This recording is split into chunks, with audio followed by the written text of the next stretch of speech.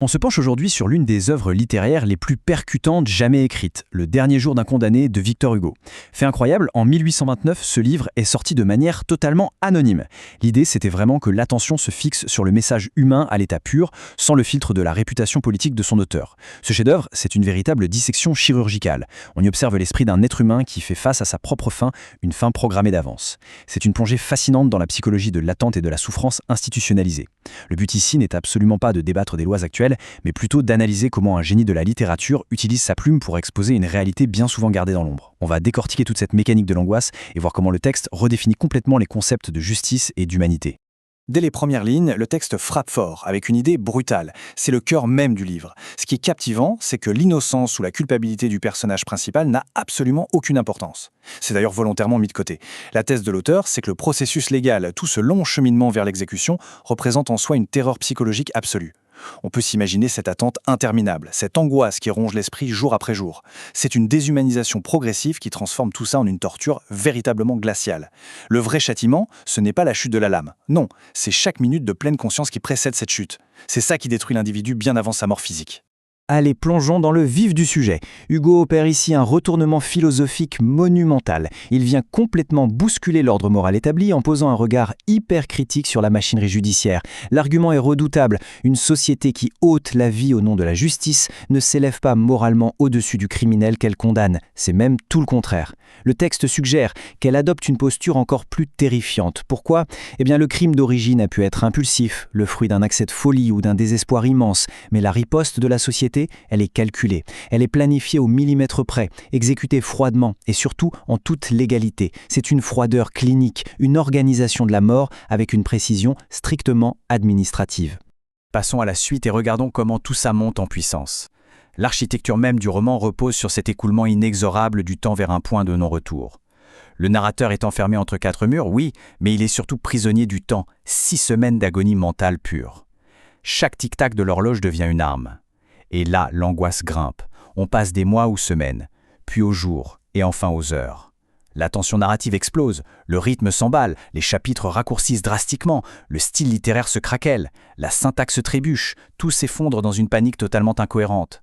Ce compte à rebours est infernal. Il est pensé pour faire ressentir presque physiquement cette suffocation juste avant l'instant fatal. Ce qui est vraiment intéressant avec ce point, c'est le paradoxe tragique de la situation. Le condamné n'est pas seul physiquement. Il y a un défilé constant dans sa cellule. Mais son isolement humain est total. Prenons l'exemple du prêtre. Au lieu d'apporter un vrai réconfort spirituel, il récite juste des formules creuves, complètement mécaniques. Les avocats, ils voient un dossier à boucler, des cases à cocher. Ils ne voient plus l'homme qui respire en face d'eux. Et puis, il y a le coup de grâce. L'instant où sa propre petite fille, Marie, vient lui rendre visite. C'est d'une cruauté involontaire absolument bouleversante. Elle ne reconnaît pas cet homme brisé. Elle l'appelle simplement monsieur. Toute cette présence humaine autour de lui n'est qu'une illusion. Le condamné est déjà mort socialement et psychologiquement, excommunié de l'humanité bien avant de monter sur l'échafaud. Cette lente dégradation psychologique amène inévitablement une question profonde. À ce moment précis du récit, l'analyse pivote. On détourne le regard de la cellule sombre et de l'esprit torturé du prisonnier pour observer ce qui se passe à l'extérieur. On se concentre sur la dynamique qui s'installe autour de la place publique, autour de l'échafaud. On analyse la foule, ce public qui attend impatiemment que le couperet tombe. En observant de près les réactions de tous ces gens massés dans la rue, le texte nous pousse à réévaluer complètement la scène, dans ce grand théâtre macabre, qui est le véritable monstre. Et cela illustre brillamment le contraste mordant que dresse l'auteur. D'un côté, il y a cet individu condamné. Même s'il a pu commettre l'irréparable, il est décrit dans toute sa fragilité. Il est isolé, il endure une souffrance mentale indicible et son humanité est absolument indéniable.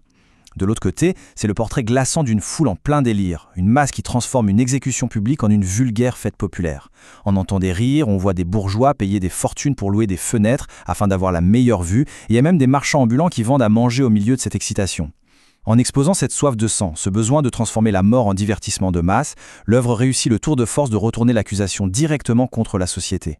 Face à cette destruction programmée, il ne reste qu'un seul et unique espace de liberté, l'écriture. Prendre la plume, c'est l'acte de résistance absolue. En couchant ces mots sur le papier, le protagoniste refuse catégoriquement d'être réduit à un simple amas de chair destiné à être tranché. L'écriture devient alors bien plus qu'une occupation pour passer le temps. C'est un témoignage irréfutable laissé aux vivants, une voix qui va continuer de résonner longtemps après le silence de la mort. C'est aussi une forme de thérapie désespérée pour essayer de garder toute sa tête face à l'horreur. Et par-dessus tout, c'est la revendication suprême d'une dignité qui refuse de s'éteindre. L'auteur transforme ainsi la littérature elle-même en un bouclier intellectuel redoutable. Donc le point crucial, c'est cette question existentielle redoutable. On dépasse largement l'histoire d'un simple prisonnier pour toucher à la nature même de l'existence humaine. La logique présentée est d'une clarté perçante. Si un individu a encore la capacité de formuler des pensées complexes, s'il peut ressentir une véritable souffrance émotionnelle et retranscrire toute sa vie intérieure sur du papier, alors l'essence même de son humanité est totalement intacte. Et face à cette humanité vibrante, l'œuvre nous laisse sur une réflexion indélébile. Si la dignité d'une conscience est inaliénable, comment une société qui s'arroge le droit de l'éteindre peut-elle encore se prétendre civilisée ?